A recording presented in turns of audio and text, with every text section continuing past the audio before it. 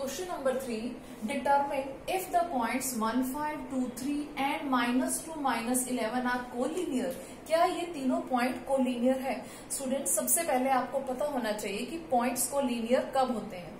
ऐसे पॉइंट्स जो एक ही लाइन सेगमेंट पे हैं, एक ही लाइन के ऊपर हैं, ऐसे पॉइंट्स को कोलिनियर पॉइंट कहते हैं। आप ये भी कह सकते हैं कि अगर किन्हीं पॉइंट्स को ज्वाइन करने से हमारे पास एक स्ट्रेट लाइन आ जाती है तो वो पॉइंट्स कोलिनियर है। सपोज मेरे पास ये 3 पॉइंट्स हैं ABC। अब मैं इन तीनों को ज्वाइन करती हूँ। इन तीनों को ज्वाइन करने से मेरे पास एक स्ट्रेट लाइन आ गई, तो इसका मतलब ये ABC कोलिनियर पॉइंट है। अगर सपोज ये पॉइंट इस तरीके से हो, अगर मैं इन्हें ज्वाइन करूं तो देखिए क्या स्ट्रेट लाइन आई? नहीं आई। तो इसका मतलब ये तीनों पॉइंट्स कोलिनियर नहीं है। अब यहाँ A, B एंड C तीनों कोलिनियर पॉइंट है। अगर हमें चेक करना है with the help of coordinate geometry क्या तीनों पॉइंट्स कोलिनियर है, तो हम क्या करते हैं, देखिए अब हमारे पास 3 लाइन सेगमेंट्स हैं। एक ये AB, एक ये BC और एक ये कंप्लीट AC। AB, BC और AC 3 लाइन सेगमेंट्स हैं। सपोज ये AB जो है वो 3 सेंटीमीटर है और ये जो BC है ये 2 सेंटीमीटर है। AB 3 centimetre, BC 2 centimetre. तो AC कितना होगा? ये AC कितना होगा? 3 + 2 5।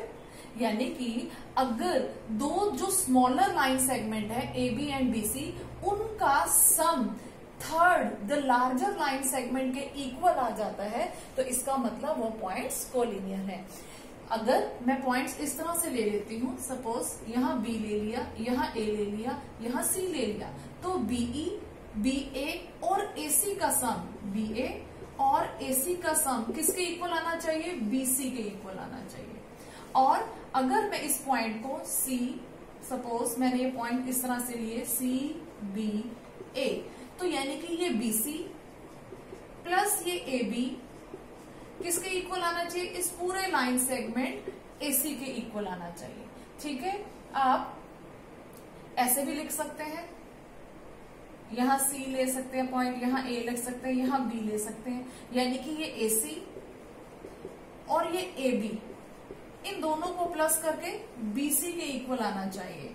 तो यानी कि अगर दो पॉइंट्स के डिस्टेंस का sum, if the sum of 2 pairs of points is equal to the distance between other 2 points, then the points are collinear.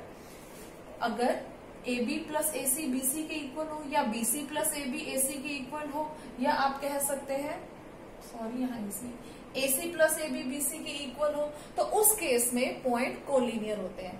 अब इन सब का हम एक क्रक्स ले लेते हैं कि अगर दो स्मॉलर डिस्टेंसेस का सम लार्जर डिस्टेंस के इक्वल हो तो पॉइंट्स कोलिनियर होते हैं। सपोज अगर आपको कहा जाए कि AB डिस्टेंस 3 सेंटीमीटर है, BC डिस्टेंस 2 सेंटीमीटर है, और जो AC है वो कितना होगा? 3 + 2 5। यानी कि अगर दो स्मॉलर डिस्टेंसेस का सम इस लार्जर डिस्टेंस के इक्वल आ जाता है तो वो पॉइंट्स कोलिनियर होते हैं।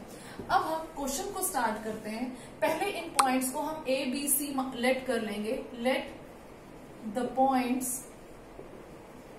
B A15, B23 and C -2, -11। अब हम तीनों के बीच का distance AB, BC and AC find out करेंगे। सबसे पहले हम AB फाइंड आउट करेंगे।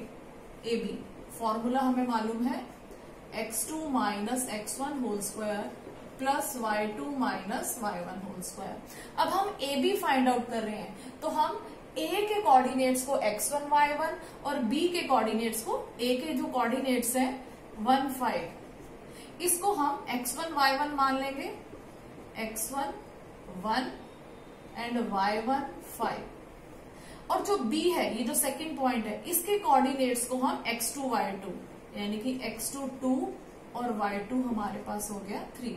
हम जिन दो पॉइंट्स के बीच का डिस्टेंस फाइंड आउट कर रहे हैं उसमें से एक पॉइंट के कोऑर्डिनेट्स x1 y1 होते हैं और दूसरे के कोऑर्डिनेट x2 y2 होते हैं। अब वैल्यू पुट करेंगे, x2 माइनस x1 यानी कि 2 minus 1 whole square plus 3 minus 5 whole square. You will get 2 minus 1 1 square 1, 3 minus 5 minus 2 का स्क्वायर 4। आपके पास आ गया √5 यूनिट। अब हम BC फाइंड आउट करेंगे। जब हम BC फाइंड आउट कर रहे हैं तो B के कोऑर्डिनेट्स x1 y1 होंगे और C के कोऑर्डिनेट x2 y2 होंगे। पहले फॉर्मूला लिख लें, x2 minus x1 whole square plus y2 minus y1 whole square. अब B के कोऑर्डिनेट x1 y1, B के कोऑर्डिनेट्स कौन है 2 एंड 3, तो x1 आ गया 2 एंड y1 आ गया 3। अब हमारे पास C है, C के कोऑर्डिनेट्स हमारे पास हो जाएंगे x2 एंड y2 यानी कि -2 एंड -11। ये हमारे पास आ गए।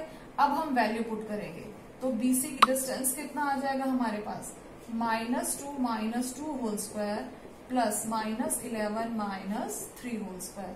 Here we will get 16 plus -11 -3 we will get -14 और -14 का स्क्वायर होता है 196। इन्हें प्लस करेंगे तो हमारे पास आ जाएगा 212 अंडर रूट 212 यूनिट। अब हम इसी तरह AC फाइंड आउट करेंगे। AC फाइंड आउट जब करेंगे तो A के कोऑर्डिनेट x1 y1 और C के कोऑर्डिनेट x2 y2 हो जाएंगे। AC is equal to A के कोऑर्डिनेट्स क्या है हमारे पास, ये देखिए 1 5, तो x1 1 और y1 हो जाएगा 5, ठीक है। और C के कोऑर्डिनेट -2 -11 ये हो जाएंगे x2 एंड y2। अब हम AC फाइंड आउट करेंगे, फॉर्मूला लिख लेते हैं।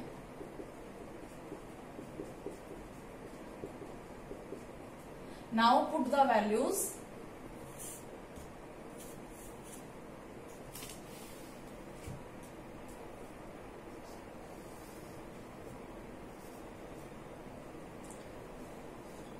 -2 -1 whole square plus -11 -5 whole square.